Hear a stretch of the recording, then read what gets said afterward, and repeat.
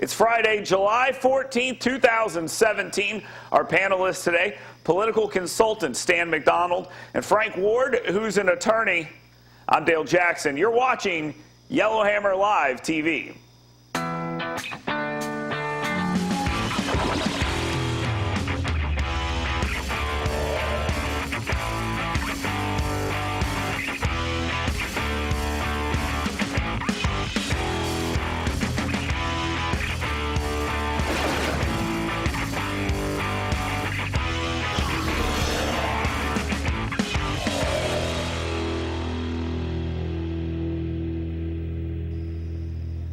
I'd say every day is a busy program here on Yellowhammer Live TV.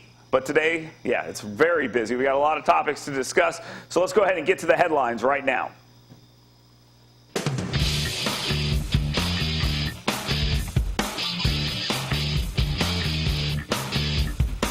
All right, guys, we've been talking about this for quite a while. It was a big argument during the election. Repeal, repeal, repeal. And then it turned into repeal and replace. And finally, we have a bill in the Senate. Mitch McDonald, Ted Cruz, Rand Paul, they're all still arguing about this. It might split into two bills. Who knows what it's going to look like after it's all said and done, but it looks like they have something. And at this point, it appears Mitch McDonald just wants to get something done. Let's go to Stan McDonald first. Stan, the health care bill, this issue has dragged on forever. And now we have a bill where they've done away with tax cuts on the wealthy. The Medicaid cuts are gone. Are we just looking for something that is called repeal and replace? And does this bill have a chance at this point? That is absolutely what they're doing. They're just desperate to pass something. Now, here's the deal, Dale. In the elections since 2010 and 12 and 14 and 16, what the voters have really asked for is a repeal of Obamacare. And I think personally, as one of those people that worked in those things, what they really meant was a repeal of Obamacare, putting things back in the free market, trusting in the magic of the marketplace. I think you're going to get something, Dale, because the leadership of the Senate has to, but I don't think it's going to resemble the type of repeal and replacing it with a market-based solutions that the voters intended. All right, so is that a violation of the promise Republicans made? They won the House, they won the Senate, they won the presidency. Their hook for the last 8 years has been, we're going to repeal, and then it kind of was like, okay, we're going to repeal and replace. Frank, when you talk to people about health care, they want to see a big change here based on what we've seen. We've had a big swing, and it seems like they want to swing the other way. Any chance we get to just a simple repeal, or is it just at this point going to be a replacement that is something different? I don't think we're going to see a flat-out repeal. I think that's unlikely.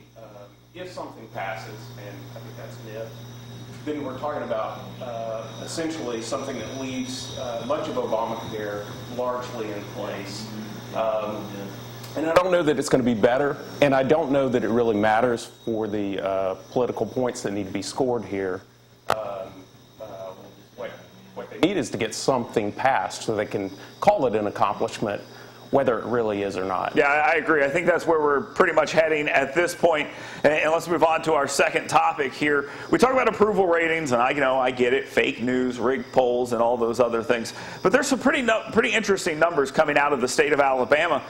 And it basically says that while people are not happy with our guys, Senator Shelby and Senator Strange, they're actually bunched together. I thought the numbers would be really different. I looked at this number. The first one that came up was Luther Strange has a 46% approval rating in a red Republican state. And I thought, wow, that doesn't seem very good. But at the same time, Richard Shelby, who's been in forever, wins races 70%. Stan, do these numbers mean anything? Because when election time comes, Richard Shelby gets reelected with humongous numbers. So is there anything to read about what Senator Strange's numbers are and the election he faces moving forward? Well, I think these numbers don't reflect as much as the article might hope for it to. Because in an election, there's just so many different dynamics. It depends on so many different things. The mood of the country at the time, how these guys position themselves on the particular issues, who they're running against. I think that Shelby's numbers being a little bit low reflects just an anti-establishment mood. Luther's numbers being low reflects the way he came into office. And so elections are a different thing altogether than just approval ratings because, oh, by the way, I'm not sure that these approval ratings were based on likely voters in any upcoming election. Okay. It might have been voters. I think it's a fair way to look at it. If I was Luther Strange, though, and looking at 46% approval rating, I might be worried. But, Frank, if I also looked and said Richard Shelby has 53%, right, maybe I'm not worried as much. I mean, that's not a good story. Nobody wants to see that coming out right before an election. Should Luther Strange take any of this to heart? There's probably some significance to it, but it's probably a little bit overblown. I would agree with Stan. We're talking about with Shelby, the fact that he's seen his establishment because he's been around for so long, and with Strange, the way that he came into office. I also think there's a sense here that kind of an us and them mentality, and in Alabama, it's the primary that matters, generally speaking. Yeah. So we can criticize our own here or Republicans can, because they know a Republican's ultimately going to win. Yeah, I think that's very true. Stan, one more quick question here. You're a political consultant. The candidate comes to you and says, I just got a poll that says I have 46% approval rating. I'm 1 month and 1 day away from an election, as Strange is. What do you tell them? Well, you only need 50.1%. That's true. And in this case, you don't even need that because all you're trying to do is make a runoff. You just take it one step at a time. I would not panic with that. Now, if I'm Luther Strange, I have other things to panic about. But just that in and of itself, no, that's not that big a deal. All right. Moving on, we have a new Attorney General, Steve Marshall, here in the state of Alabama. We could talk about the appointment. There will be some questions about that. But he is definitely looking towards re-election. Some of his recent comments about illegal aliens, and we'll also talk about the opioid epidemic, etc. He is out there basically saying, we are going to enforce illegal immigration laws. Now, Frank, this is very different than during the Obama administration. Now we have Attorney General saying, I'm with the AG, I'm with Jeff Sessions. And Jeff Sessions, of course, former Alabama Senator, former Attorney General. He's saying, let's enforce these immigration laws.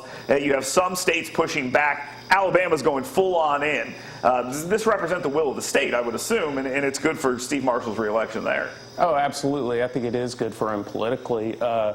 But I think that's really what it is. It's about the public perception of it. I don't know that on the ground, Alabama was never going to be a sanctuary state anyway. And I don't know that on the ground that it really makes a difference as far as how things are implemented. Okay, but Stan, it's the right rhetoric. Okay, all right. Stan, let's look at the other side of this. The state of California wants to be a sanctuary state. So now we have a mishmash of reactions to what's happening in Washington, D.C., just like we had during Obama. I mean, we passed a bill in Alabama that was called the meanest in the nation, and it went to court, and it was all tied up, and a lot of it got tossed out. And it was sort of we're going to thwart the federal government. California now is in the, hey, we love states' rights now. And so tell me about California, and they want to be a sanctuary state. That's just good politics for them. Well, you said it, Dale. I mean, it's exactly right. The Democrat-controlled state of California all of a sudden is the greatest proponents in the nation of states' rights. Now, far be it from me to be against states' rights. I think that's a good thing, but it's just we're in an ironic time right now for them to be raising that banner. And sure, they want to do it in order to, opposite of what Alabama wants to do. And that's just the dynamic that we're in right now. I found it interesting, and Frank, maybe you can talk to this a little bit. I found it interesting during Obama, Texas and Alabama, and there were people who were saying, we need to secede. Now, these are fringe things, but I find it amusing. And now that Donald Trump is the president of the United States, states like California, just on the same exact coin here, or different side of the coin, they want to secede now. I mean, that's going nowhere. Nobody's going to vote to leave the union. That's certainly a tempest in a teapot. I think at any given time you can always find some fringe group that's going to say something like that. Yeah, I think the message here is the president changes. Okay, the nation isn't that divided, but we'll talk a little bit about that here in just a second. Let's talk about now the divide in the Republican Party. Now, this Senate race in Alabama has gotten a lot of national attention, and just like the Senate or the House race in Georgia about a month ago, there's nothing else going on, at least electorally, so you're going to get a lot of attention. Mitch McDonald and the Senate Leadership Fund have come in big for Luther Strange. Lots of money. They're coming in. They're leveling attacks at Mo Brooks, and they're fighting back. Oddly enough, though, we are watching as members of the House Freedom Caucus, specifically Mark Meadows, the leader of the House Freedom Caucus, is now firing back at McConnell and saying, hey, leave our guy alone. Now, the reason I find this interesting is I was in Washington, D.C. 2 weeks ago, and I spoke to Dave Bratt. He's the guy who beat Eric Cantor. And I said to him, are you guys going to be endorsing in the Senate race? Because, you know, the Senate and Mitch McConnell are going to be endorsing. And he said, I don't endorse in races, which I find pretty funny because he took down an establishment guy. R versus R. Stan, is there a hesitancy to get involved in stuff like this? And is this odd to see Mitch McConnell going after a sitting congressman and to see other sitting congressmen, Mark Meadows, for example, going after Mitch McConnell and by proxy Luther Strange? How weird is this? Oh, it is weird, and here's the deal. The bullyism that we used to hear about, that the Democrats had a monopoly on, the bullyism of using your leadership position in the legislature is exactly the same tactics that Mitch McConnell is employing. And let me tell you what really gets my goat, or to borrow a Dale Jackson phrase, grinds my gears. Is we'll have 7 or 8 highly contested U.S. senatorial races next year. It should and could be a great year because of the way the Republican versus Democrat, matchups come. Now, the money that the National Republican Senatorial Committee has is going to be desperately needed by Republican challengers. And yet that money is being used to bat down people like Mo Brooks or Roy Moore to save Luther Strange. Now, that committee is supposed to be there to protect incumbents. We have just named Luther Strange an incumbent. He's not an incumbent. The people who are really getting gored are these challengers who are going to try to knock out McCaskill in Missouri and others, Graham in Florida, places like that. But let's remember why they do these things. The reason why they do these things with the Senate Leadership Fund is so guys like Luther Strange will be on board with them for votes. I mean, that's what this is. If they were to leave Luther Strange out on his own, he would say, well, why would I vote with Mitch McConnell if he's going to leave me hanging in the wind? Frank, let me ask you this.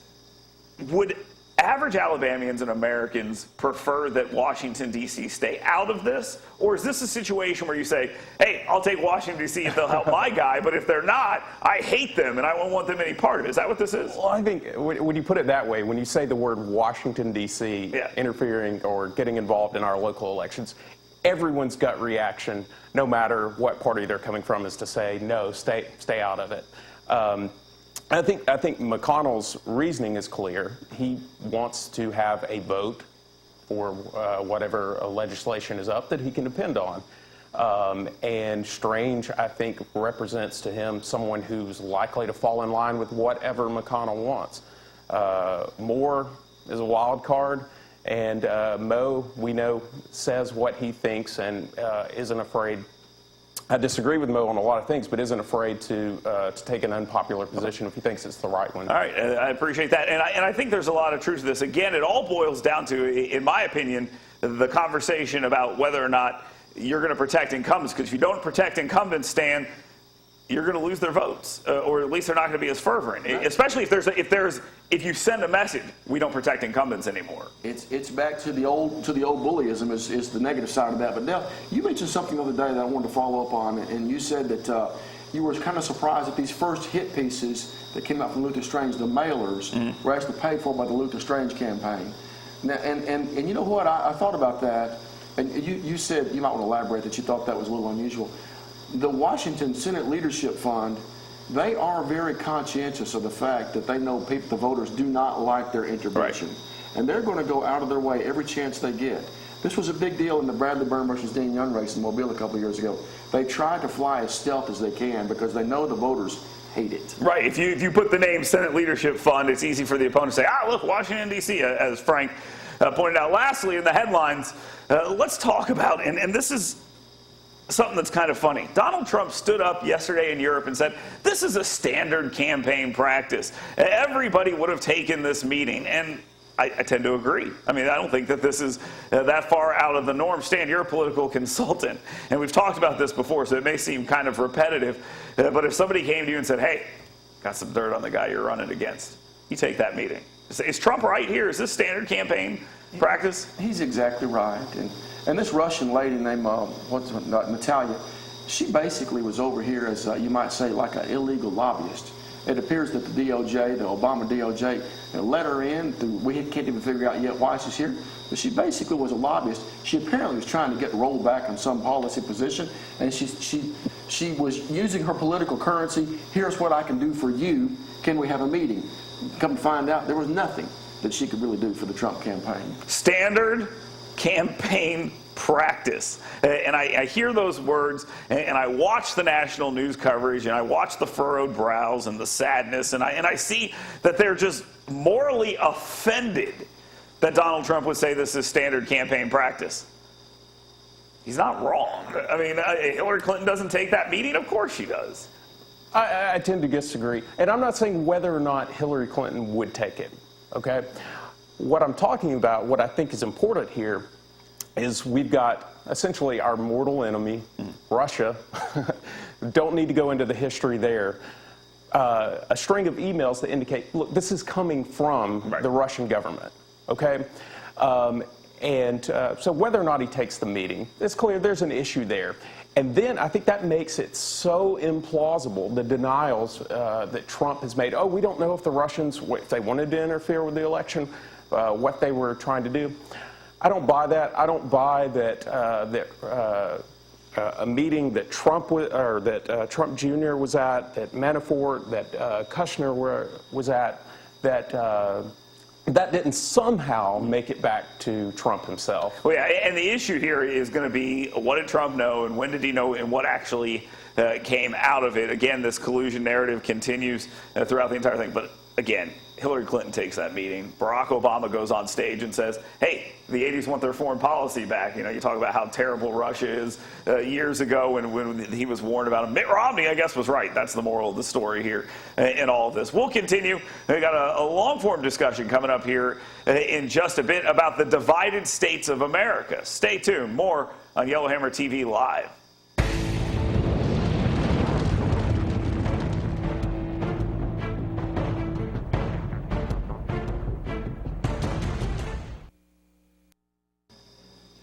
Welcome back to Yellowhammer TV Live with Dale Jackson. We are joined by political consultant Stan McDonald and Frank Ward, who is an attorney. I want to talk about the state of Alabama, and I guess we can talk about the entire country. The divided states of America, is that really where we are? In Alabama, we are home to some of the most divided counties in the country. In counties, and we're talking about the presidential election. I'm looking at these numbers here. Most Republican: Jackson, DeKalb, Cherokee, Cleburne, Marshall, Chilton, Geneva, Covington. And then you can talk about the most Democrat as well, or excuse me, another one of the most Democratic or Republican counties, Winston County. My good friend Frank Ward's from Winston County here. Does it surprise you that's one of the most Republican states or counties in the entire country? Absolutely not. It has been going back to the Civil War, actually. Back when Alabama was a solid Democrat, Winston County was the exception. 89.4% in Winston County, making it the most pro-Trump county in the United States. And, you know, I've known you for a long time, Frank. I wouldn't call you a conservative by any stretch of the imagination. So how's it going with the family? Oh, it's fine. We just don't talk about politics. Okay, all right, fine. Stan, the country's more divided than ever. We hear that all the time here. Is that true? Is that exemplified in Alabama? As you travel the state of Alabama, do you find places like Jackson County to be super Republican, and then when you go down to the Black Belt and Montgomery area, where we hear that it is the most Democratic in the country, is there a divide as much as these numbers make it out to be? I think that is a true study. There is a very significant divide. I must say, I tell you, I was a congressional Republican nominee back in 1988, and back then Jackson County was one of the most Democrat counties in the country. Now, it was the aftermath, it was the residual of FDR, of the New Deal. Now, those people, who thought that way are gone now, candidly.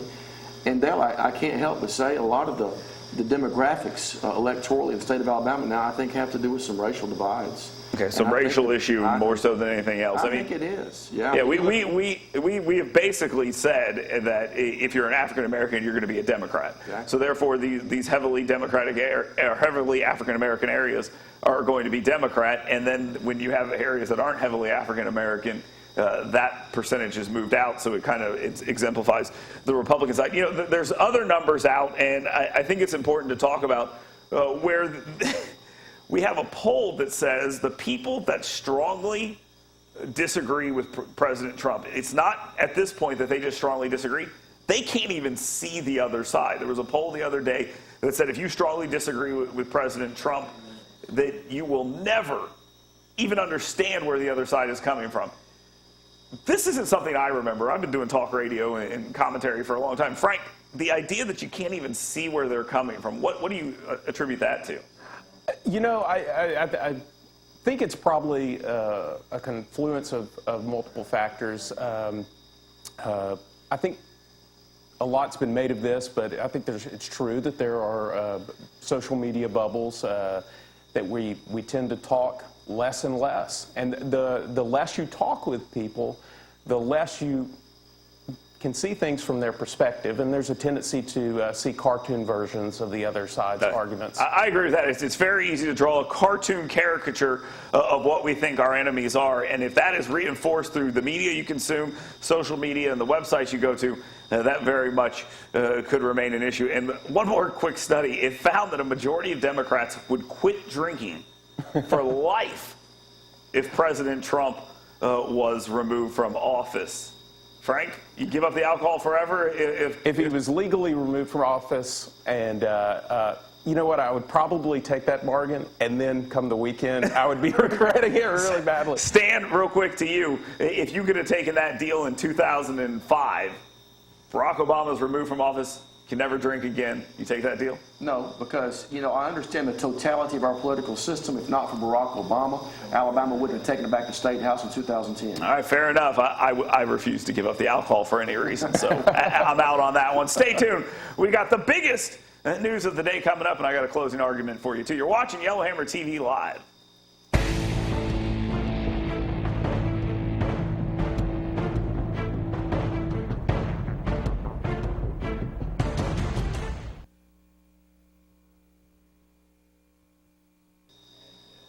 Welcome back to Yellowhammer TV Live. We've got the biggest stories of the day where we go around our panel and they tell us what's happening that's important to them. Stan, we'll start with you. What's the biggest story of the day for you today? In Hawaii, a federal judge, Derek Watson, has now ruled unconstitutional again Donald Trump's travel ban. And, you know, there they go again, you know, to borrow an old line. And the doctrine of separation of powers, checks and balances in this country are out of balance. This executive branch needs to ignore what this lone federal judge in Hawaii is trying to do. My biggest story of the day today is we are all geeked up about Amazon Prime Day, and everyone's all excited about that. It's a huge day. People spend a ton of money online. Did you know that $1.46 from the federal government is used to subsidize every single purchase at Amazon? So they've got a good business model with the federal government's eating $1.46 for every sale they make. Frank, what's the biggest story of the news for you? There's a study showing that video games have gotten too good. There's a study out of Princeton and the University of Chicago, and I think I'm leaving out one university that was involved in it, showing that over the last 10 years, something like 10% of men ages 21 to 30, a 10% increase in the number who are staying at home with their parents, not working, not doing anything, but playing video games. Video games have gotten too good. That's a good problem. And they're happier than everybody else. And then, you know what, we all know a couple of people that don't get off the couch and play video games too much. Let's go ahead and go to the closing argument. I'm a Republican. I voted for Donald Trump. And let me just tell you this right now. The argument that everyone does it, well, it's 100% correct. It is exactly what is wrong with our political system. And we said, hey, let's vote for Donald Trump because he is different. He's a guy who's going to do things we've never seen. He's going to blow the whole system up. And now we learn that he's just like everybody else, a politician who's willing to do anything, say anything in order to get elected. Now, that's not to say I don't agree with his policies or want him to succeed, but I find it very interesting. The same people who said we need somebody different, or we need somebody like we've never seen before, are now making the argument that this is how the game is played. Either we're changing the game or we're continuing the game with the Republican brand. There's a lot of soul searching that needs to be done amongst those in the Republican Party. If this does get any worse, not only for this president, but for the Republican Party, they've got to come together and realize that this is not okay. Shouldn't be the standard practice, and just because it is, that doesn't make it right. Thanks for watching this week. This has been Yellowhammer Live TV with Dale Jackson.